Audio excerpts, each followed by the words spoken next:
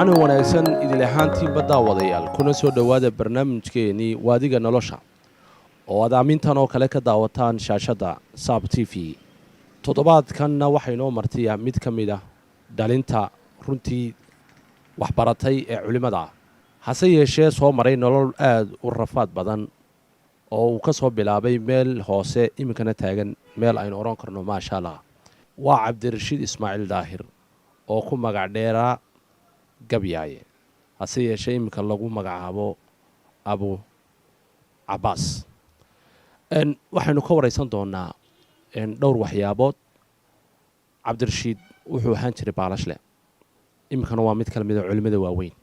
taariikhdaas dhan ayaynu eegi doonaa. sidoo kale waxa aynu eegi doonaa qur-aanka habxisaabeed cusub oo ku soo saara safxadda qur-aanka uu beejku yahay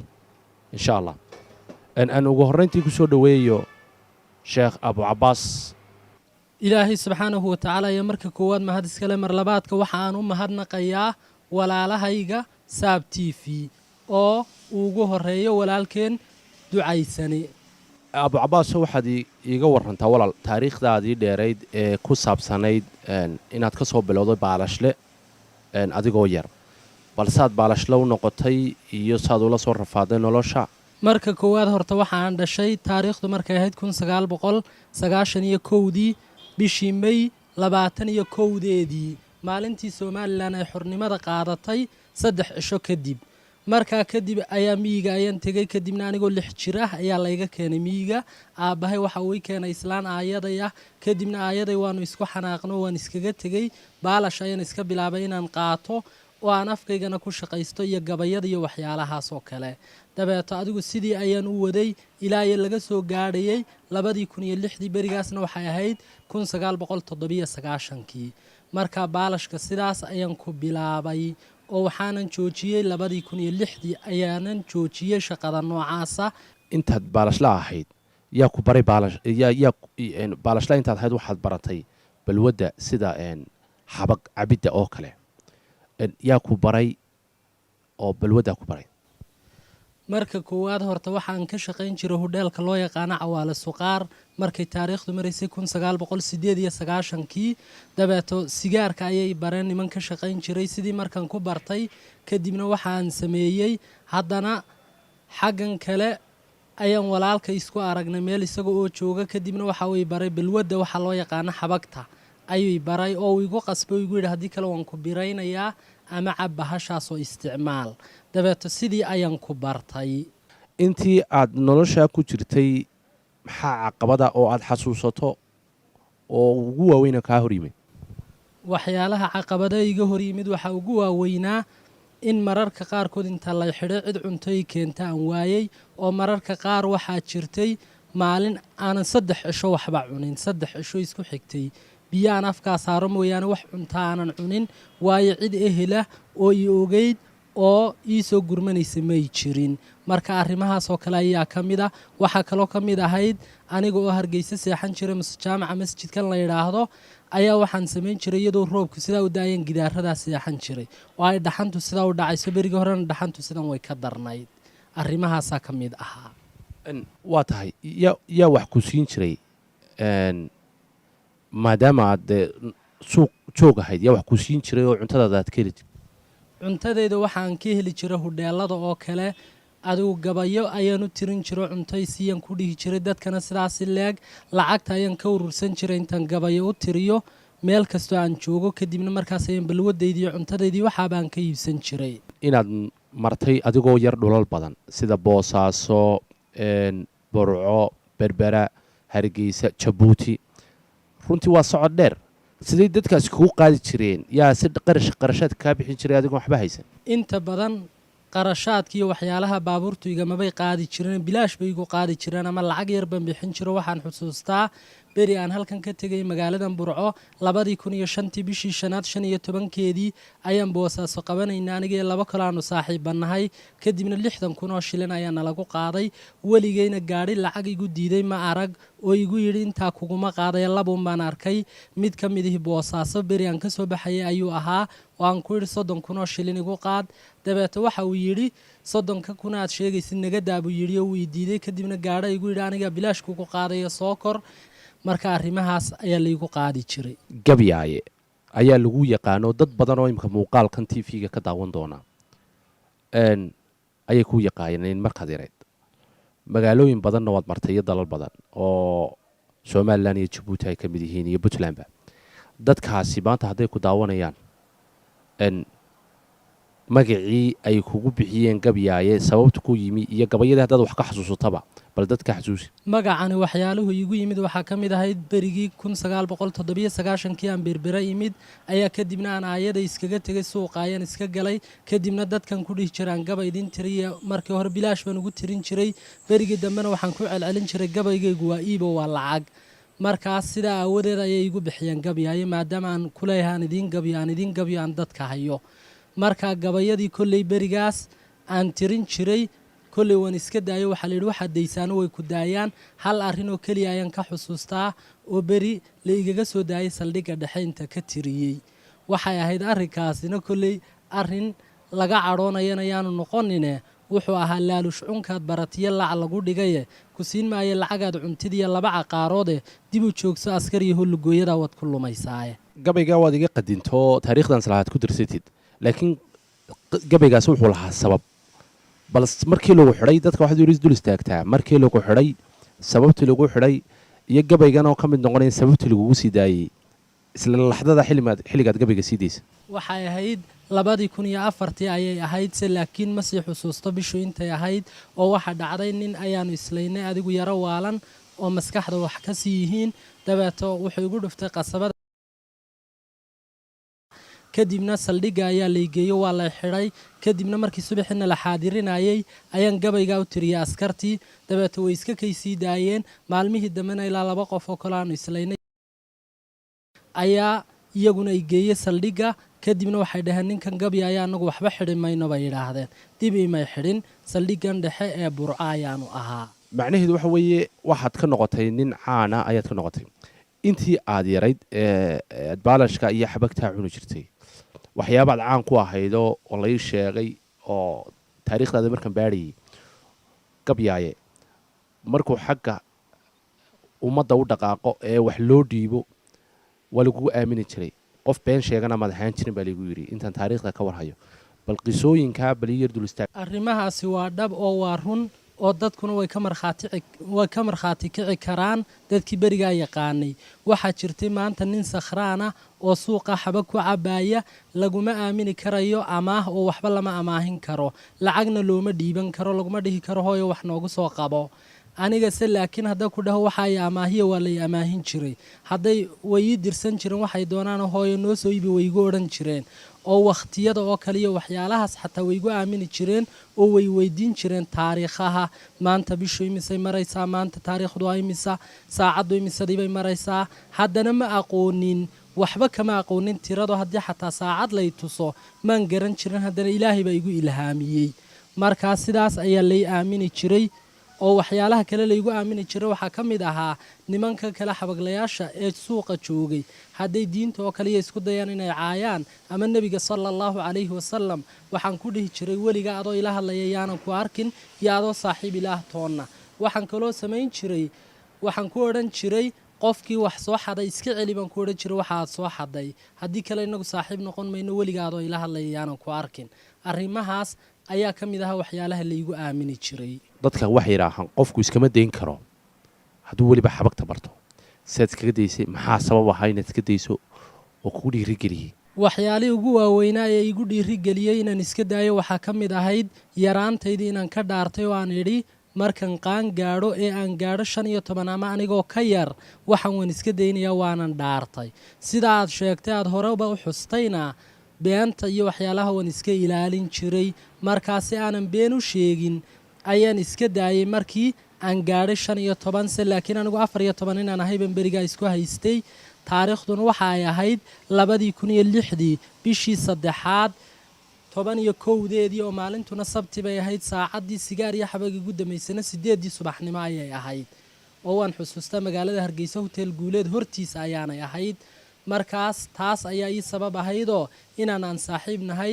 ayaa kulli meel boodhina ayuu galay oo lagu ururiyay darbi jiifti kadibna meesha ay geeban ku yiri markaa wuu diiday adigu inuu geeyo aakhirkii markii dambe niman ayaan lacag siiyay oo aan ku yiri soo tusa way soo tuseen meeshii baan galay oo aan ku yiri waxbarasho ayaan doonayaa kadibna meeshii sidaan ugu jiray adigu waxbarasho aadana kama baran laakiin sidaan ugu jiray markii dambe wixii waan ku ilaaway oo waan iskaga imid markii dambe baaba'day oo magaalada Burca ayaan imid xaggaas Hargeysa ayay ahayd meeshaasina kadibna Burcun baan waxbarashadii ka bilaabay markii aad quraanka baranaysay waxaad ku ducaysan jirtay ilaahay quraanka igu soo deji kadib macalinkaagii baa ku maqlay oo kugu yiri saa looma ducaysto bal qisada ii yar dul istaag waa run qisadaasi oo waxaan samayn jiray quraanka ilaahay aad baan u jeclaa inaan xifdiyo oo aan qaybo dabeeto waxaan samayn jiray oo aan oran jiray ilaahu quraanka igu soo deji 30 jisba ilaahu igu soo deji oo waxa laga yaabaa saacad intan meel fadhiistay inaan ku ooyi jiray oo ay ilmadu taayidii jirtay oo ay dadkuna ila yaabi jireen oo igu oran jireen war maxad la ooyeysaa maalintii dambena macalinkaygii ayaa arkay Allah khayr ha siiyo ilaahay dambigiisa ha dhaafo oo cismaan loo oran jiray dabeeto wuxuu igu yiri arrimaha ha samaynina waxaad samaysaa ilaahayow ibar dheh oo ii fudaydi waayo ma nabi baa tahay lagu soo dejinayo quraanka marka sidaas ayaan ku ducaysan jiray ilaahu quraanka ii fudaydi oo aan xifdiyaa ayaan ku ducaysan jiray de awood kale ma lahayn aan rabbi ahayn ducooyinkaad aad u isticmaali jirtay markaad yaraydna wad isticmaali jirtay adigoo yar oo xabagta cabi jiray ducooyinkaas mar walbana waad arki jirtay baa liigu yiri bal maxaad ka xasuustaa ducooyinka waxa kamid ahayd waxyaalaha aan ka arkay ducooyinkaas layga aqbalay waxaan xusuustaa horta marka koowaad weligii qof aan habaaray ma garanayo aanu habaar ku dhicin waa midda kale duco aan anigu ku ducaystay oo aanan helin ma xusuusni waxaan xusuustaa xataa wax kale iska daaya hadduu nin wax yeelo oo aan idhaahdo xidha hebel anigoon lana hadlin oon hortoodana taagnayn waxaan xusuustaa waa la xidhi jiray xataa markaan idhaahdo soo daayo waa la soo dayn jiray oo haddaan dhowr jeer baan garanayaa mid la odhan jiray xundhur kolley waa la yaqaanaa oo suuqa joogi jiray oo aan isku xabagle ahaan jirnay dhowr jeer waan idhi xidha hebel kadib waa la xidhay hadda askartiis ma hor joogno se laakiin waan iska idhiun waxaan kaloo xusuustaa haddana soo daaya baan idhi markaan idhi soo daayo waa la soo daayay haddana maalmo kalean idhi xidha waa la xidhay sidiisi leeg waxaan kaloo xusuustaa berigan Jabuuti qabanayay ee ahayd 2005 bishii 7 21deedii ilaahay waxaan ka baryay inaan gaari helo iqaada kadibna mid ayaa igu yiri waan ku qaadaya intaan la hadlay bilaash baan igu qaado wax lacag iga muuqaadin marka waxyaalahaas ka xusuustaa ducooyinkii aan alle ka baryay quraanka waad xifdiday ilaahay quraanka waa ku baray waxa igu maqaalaa markaad doonayso inaad safxad quraana aad doonayso inaad qofka u sheegto ama aad de halkay ku taalaba aad sheegto inaad hab xisaabeed ku soo saarto aan markaa dadku hore u aqoon bal xisaabtaa noo sheeg iyo xilligaad bilowday inaad xisaabtaa wixii kugu dhaliyay waxa igu dhaliyay xisaabta noocaasa horta quraanka sidan ku sheegay waan ku dadaali jiray oo inaan xifdiyo ayaan ku dadaali jiray maalin maalmaha kamid ah ayaa waxaan arkay inaan saaxiib nahay inaan kale oo ku leh macallinkayga quraanka noo dhiga haddii la weydiiyo safxadda ama page-ka soo saar tiradiisu intaa tahay wuu sheegaa dabeeta aniguna waan isciilkaambiyo waxaan isiraadna maxaa ku haysta kadibna ilaa bil ayaan u fadhiyo kolba aan si u xisaabinayay kolba sibaan u xisaabinayay markii dambe adigu waan soo saaray formulo lagu soo saari karo page-ka si laakiin shuruudo ayay leedahay shuruudaheeda waxaa kamid ah qofku kow inuu quraanka xifdisan yahay oo 30 jis siday page-ku isugu xigaan waa inuu xifdisan yahay mar labaadka jis kasta iyo xisbi kastaaba halka uu ka bilaamado waa inuu garanayo marka formula ayaan u dejiyay bal iminka waan ku weydiin doonaa si aad page igu soo saarto oo aad igu bilowdo ana markaa ku soo saari doono kitaabka quraanka kariimka safxadan waan ku weydiin doonaa adaa xisaabinaya kadibna waad ii sheegi insha allah. nimka qacanta waxaan ku hayaa safxadda 321 ayaan ku hayaa qacantayda, bal safxadda ay xisaabi kadibna ii akhri. safxaddaasi waxa weeye horta marka koowaad waa la xisaabinayaa. waxaad odhanaysaa horta kowdii halkaa ii dhig, maxaa soo hadhay 32 ayaa soo hadhay, weli jiskiina lama gaadhin kale oo 32daas ayaa haddana intaa laba kale lagu darsado, maadaama ay laba u qaybsamayso 32 laba kale ayaa lagu darsanayaa. marka laba kale lagu darsado waa 34. 34taas marka laba loo qaybiyo waa 17. 17 jiskii 17aadoo hal dhiman uun weeyaan, ilan weli lama gaadhin laba oo kowbaa dhinaca ugu xigtay. marka la xisaabiyo jiska 17aad welibana xisbigiisa hore waatii uu ka bilaami jiray beyjka ugu horeeya ambiyaa. marka beyjka ambiyaa ugu horeeya ka horeeya ayuu noqonayaa oo noqonaysa suuratu taaha safxadda ugu dambaysa ee ka bilaamaysa qaala kadalika atadka aayaatunaa fanasiitaha wakadalika alyawma tunsaa. oo aan filayo welibana inay tahay aayadda 20 iyo waxay noqonaysaa 5 ama 6 bay noqonaysaa meelaha. waa tahay daawadayaal waa saxsan yahay. safxaddii aan weydiiyey waa taas 321 ba weydiiyey. waa aniga qacanta ku haya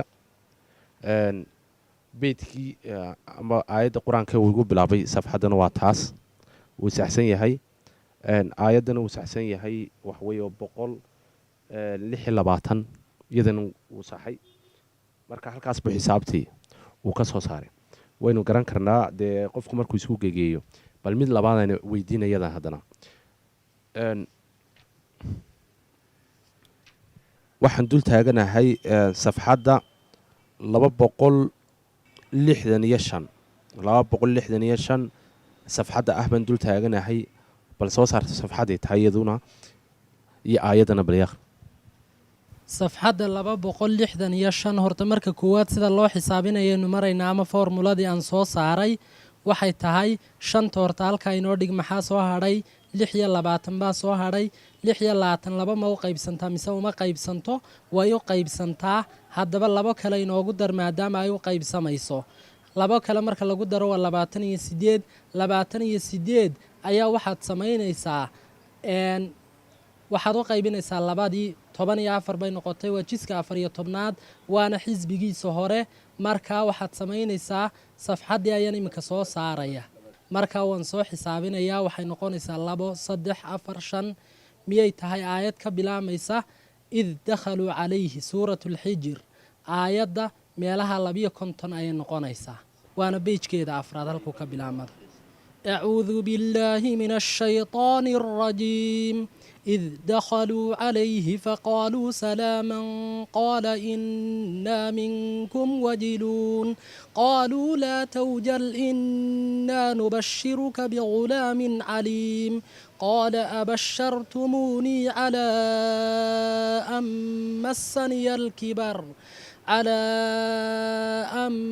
مسني الكبر فبم تبشرون قالوا بشرناك بالحق فلا تكن من القانطين قال ومن يقنط من رحمة ربه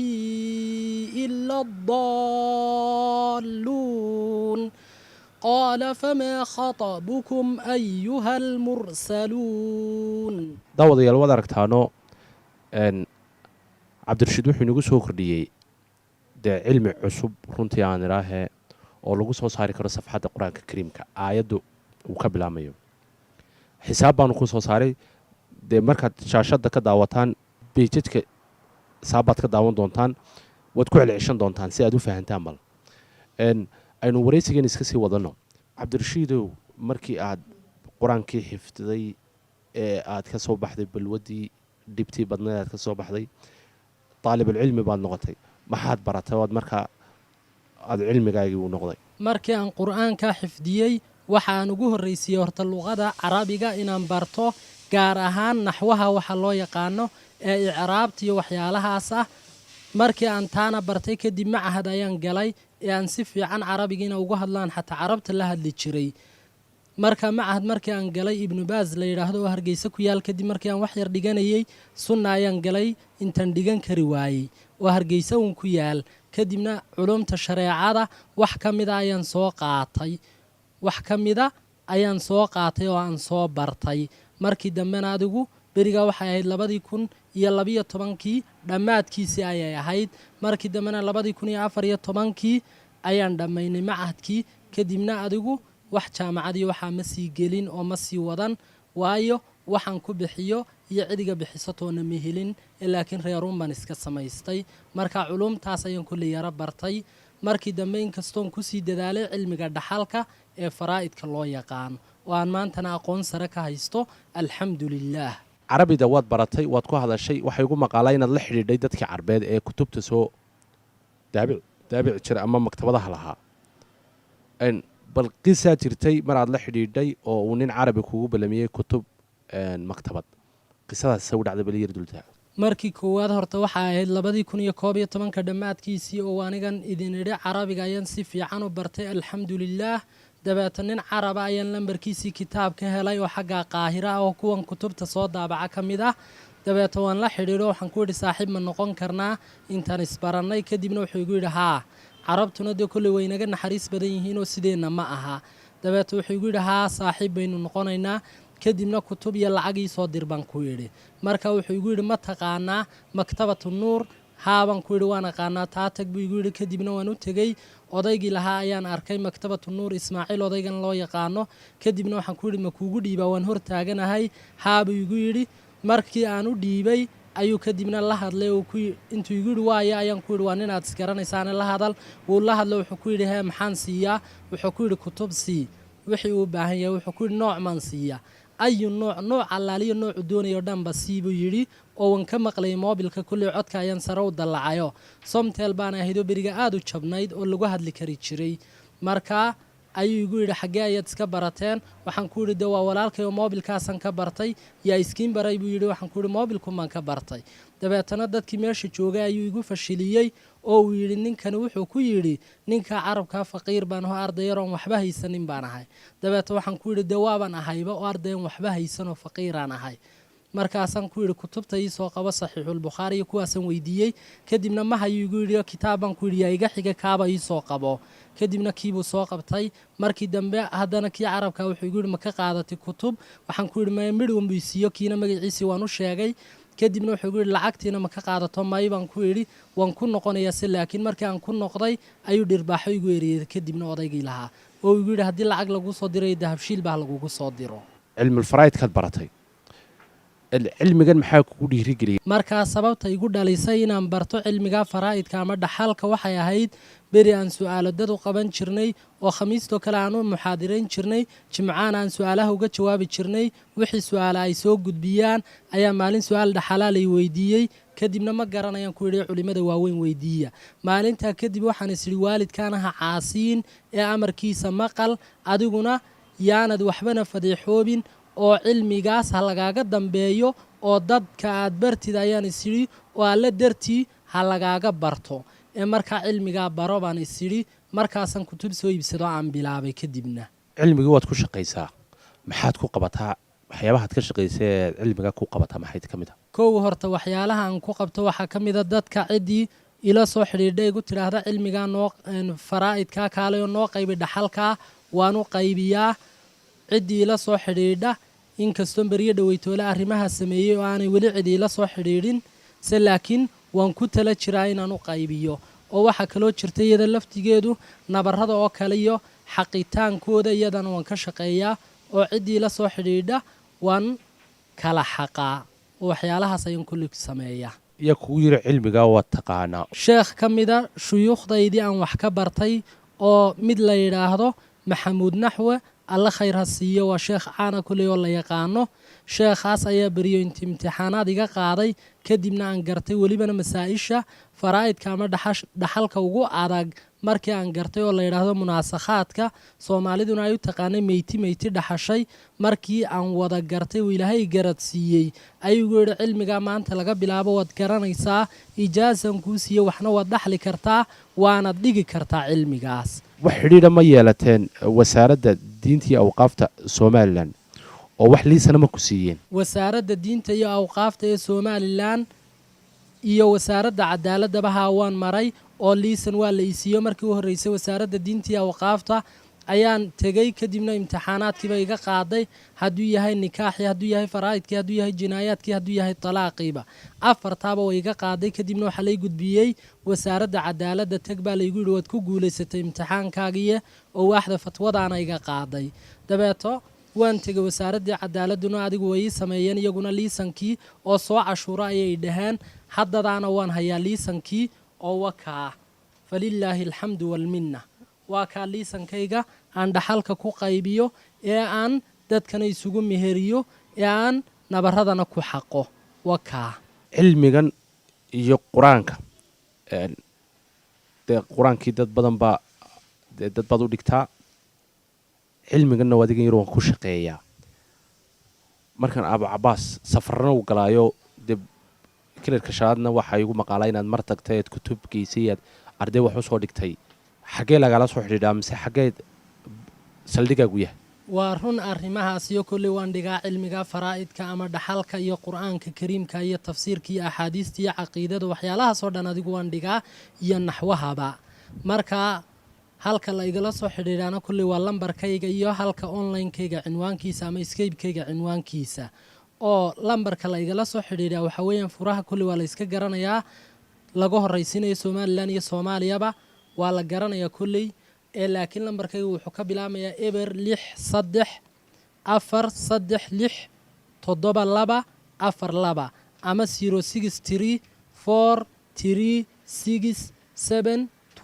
063367242 marka halka Itoobiya ama kilarka shanaad ee aan tegay mar ee aan kutubta u qaadayna waxay ahayd niman walaalaha ayaa iga soo codsado WhatsApp-ka igala soo hadleen waxay arkeen marmariyada WhatsApp-ka su'aalo la iga soo weydiinayo cilmiga dhaxalka oo aan ka jawaabayo kadibna waxay igu dhaheen maxkamad ayaa la furayaa ee noo kaalay aad cilmiga dhigtid aad ragga qudaada aad u dhigtid kadibna waan tegay marka waxa la igeeyay wasiirka diinta iyo awqaafta uga dhigan xaggooda oo la yiraahdo Axmed Abi Mataan kadibna uu ii saxiixiyay inaan dhigo cilmigaas dhaxalka markaas sidaas ayay ahayd arrimaha la ila soo xidhiidhay maxaad kula dardaarmi lahayd dadka dirbijiifta amba cilmi amba waxba baran kari waayey ee maanta ku daawanaya ama warkaagu gaari doono waxaan ugu dardaarmayaa horta marka koowaad inay go'aan la yimaadaan oo ay wax go'aansadaan inay waxaan iskaga baxaanba mar labaadka saaxiibadoodii ay la joogi jireen inay ka dhex baxaan ayaan u dardaarmayaa oo meel aanay saaxiib ka aqoonin ay u tagaan oo walaalahooda kale ay dugsadaan kolleyba way helayaan cid waxbarasho ka bixisa waayi maayaan masaajidoodana kol ay tagaan oo ay u sheegaan a'immada masaajidda ay ku yidhaahdaan waxbarashaanu doonaynaa sidaa iyo sidaasaanu ahayn marka u horraysa laakiin naftooda waa inay ka soo go'do balwaddan iyo waxaan inay iska daayaan dad kalena balwadiyo waxaa la iskama dayn karona waa arrin been ah arrin beena weeyaana waa la iska dayn karaa aniguba intaasoo sanno 89kii markaan bilaabay waanigaa iska daayay 2006 waanigaa iska daayay uu ilaahay iga soo hadeeyey gabayaa jiray caana oo aad yaraantaadii markii aad baalashla ahayd aad akhriyi jirtaan baad ku gabi jirtay gabaygaas baan jecelnahay inaad daawadayaasha ku soo gebagabayso si aynu barnaamijka usoo afmeerno waxa uu ahaa gabayga kolley ugu caansan inkastoon kala ilaaway oo ilan wixii aadaysaaba way ku daayaane wuxuu ahaa ninuu aabbihii dayriyo daayacaan ahaye duul kalena uu ciyaarsiinayaana dabadda ii tuuriye waxa duul ciyaarsiiso anuunbaa dunyada u dirane waxaan dib jira haadaba marban dollar heliyo daar cagaha gelin dee maantana waa runoo waanigaa dibjirnimadiiba ka baxay ee daar cagaha geliyo dollarkiina helay waa tahay daawadayaal intaa waxaynu ku soo afmeeraynaa barnaamijkeenii toddobaadka oo uu marti inoo ahaa walaalkeen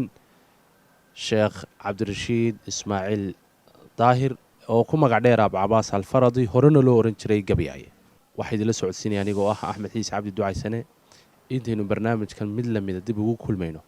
waxaan idinkaga teginaa sidaa iyo ammaano Allah wasalaamu calaykum waraxmatullaahi tacaala wabarakaatu